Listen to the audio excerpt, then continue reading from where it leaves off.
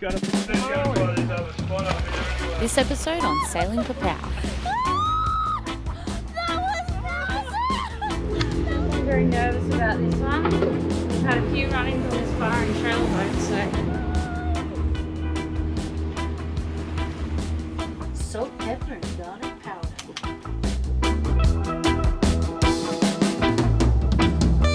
What's going on there, Miguel?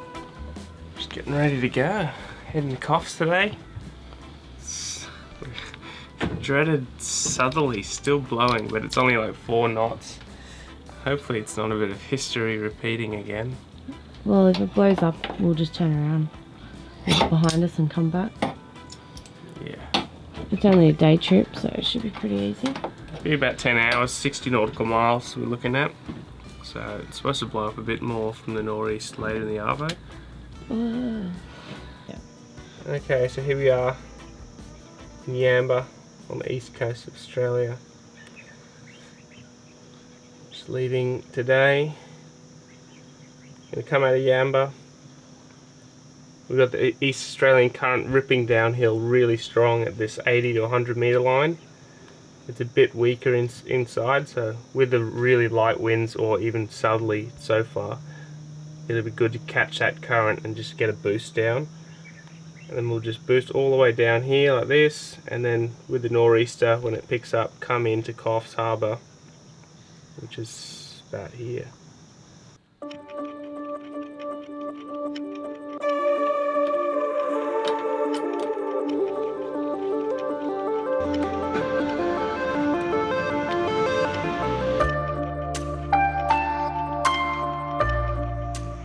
Bittersweet.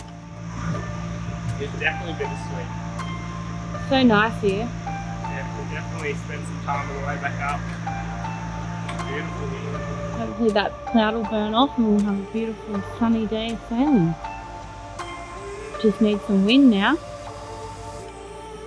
Marine Rescue under the Yamba. This is sailing vessel Popao. Sailing vessel Popao, do you copy over? Good morning, we'd just like to log one for the day. We're on route to Coffs Harbour.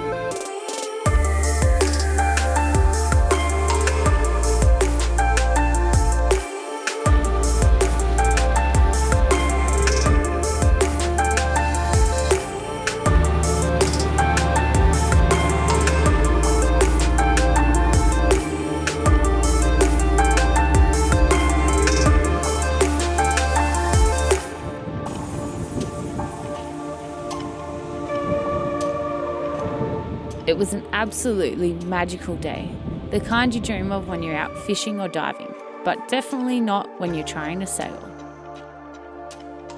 We made the most of it and put out the lures in hopes of catching some fresh fish.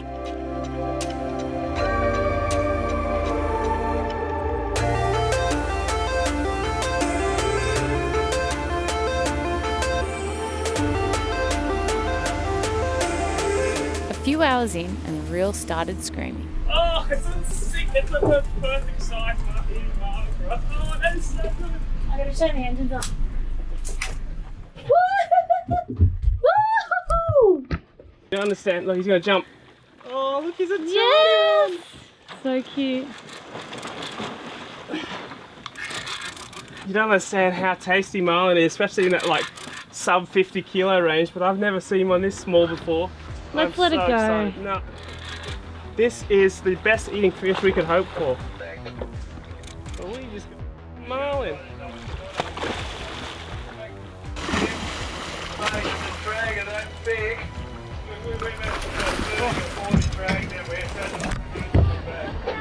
It was a pretty special moment, having the water this glassy and Michael fighting a marlin from the front porch of our home. Right on, watch change. What happened, Michael? Oh, I got off. Oh, well. It's absolutely awesome. What happened? Ah, he was just fighting, and then, I don't know, we probably should have tried to gap him a bit sooner.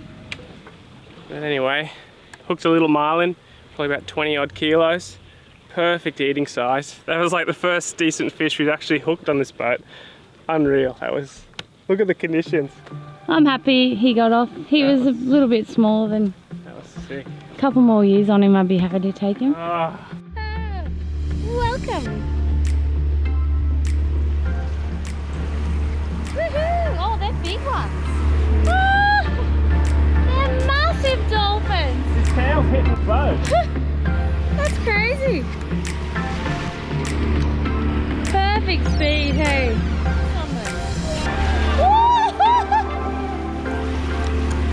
That is insane! How good is this?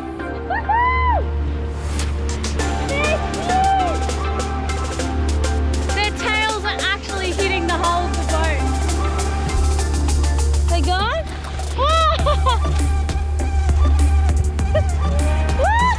Coming in hot! I don't know if they were trying to impress us or compete with each other, but these dolphins were putting on a seriously epic show. There's a shark! He's massive, that one, hey?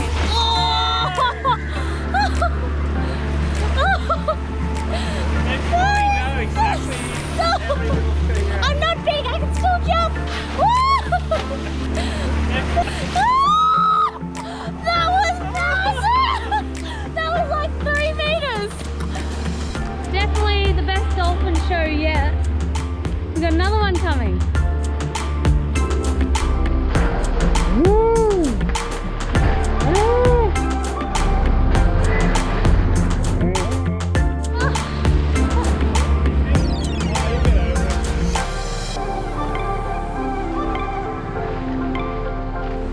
Oh, there's more coming.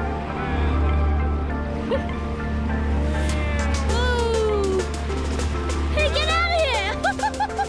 Oh, full territorial. This is my hole.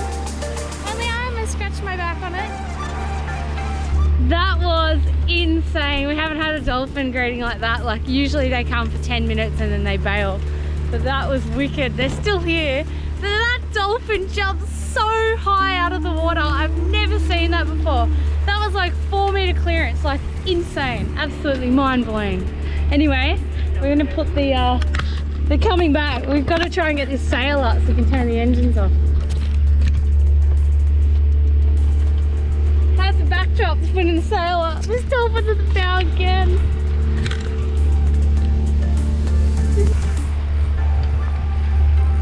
We finally managed to turn the engines off, and guess what happened next? Oh, more dolphins. Yeah, this one is. Hey, buddy. Look at this. How's this first sleep? Pretty good. We got the sails up now. We're only doing like 4 knots, but it's nice to turn the engines off finally. After dropping anchor in Coffs Harbour and going for a hoon, we got an early night for our next passage to Southwest Rocks the following day. It killed us to have to skip past Coffs Harbour. It has world-class diving, but with such an exposed anchorage and bad weather forecast, we decided to push on to Southwest Rocks the next morning.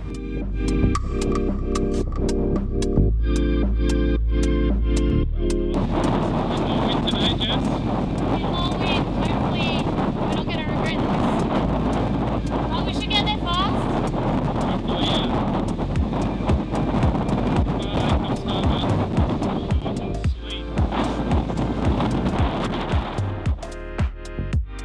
What's going on there, Michael?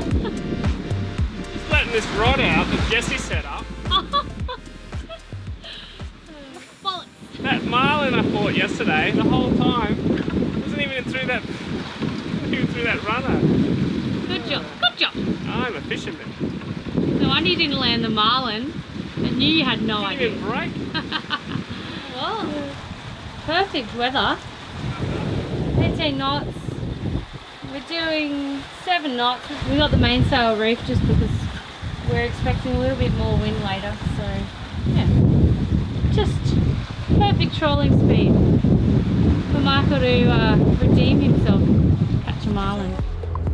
After a fast but very uneventful sail compared to yesterday's, we arrived at the Macleay River Coastal Bar in Southwest Rocks. Definitely very nervous about this one. We've had a few run-ins on this bar and trailer boats, so.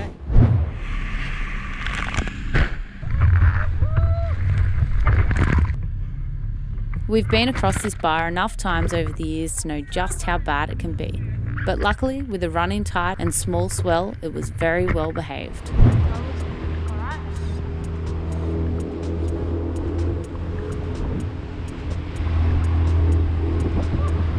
We're not in yet. Don't sigh for relief yet. So I logged on with Marine Rescue. I said ETA 5 p.m. Look at the time now. Woohoo! Passage 3 done. 3 times lucky. Third passage, third bar crossing. What are you doing there, it's Michael, for people that are wondering? pulling the engines up because we're going to dig in here for a bit. Well, maybe not right here, Yeah. but here. Anyway, so that was 38.2 nautical miles. It took us 6 hours, 36 minutes. Mhm. Start Very to stop. cruisy rundown. Not bad. Yeah, we shut it down. We ended up slowing down for the second part of it because we were going to get here too early. Tell us about the bar crossing.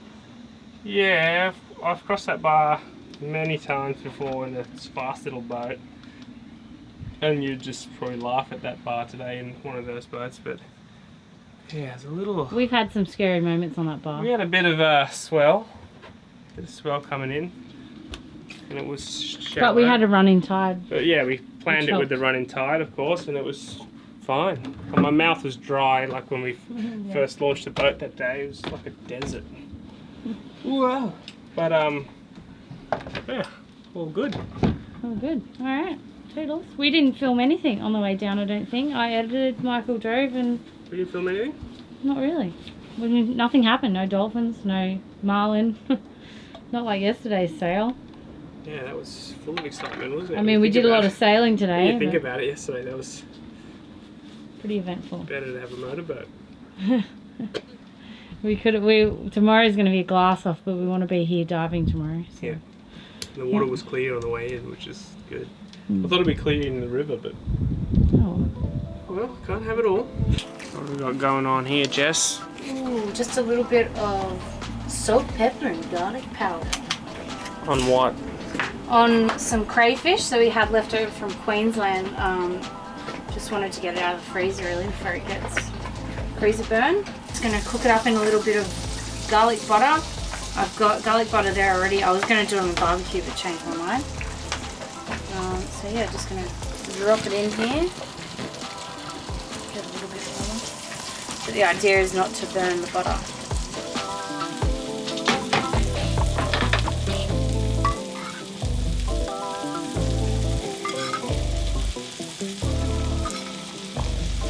So I've just put salt, pepper and garlic powder on the crayfish. Just dropping it into some butter with some fresh garlic and just cooking it slowly. It looks so good. Oh my god. Smells amazing. Some green stuff in there. Chives from the garden. From our garden. Delicious. So a lot of people have trouble cooking a lot of seafood and they get worried they're going to overcook it.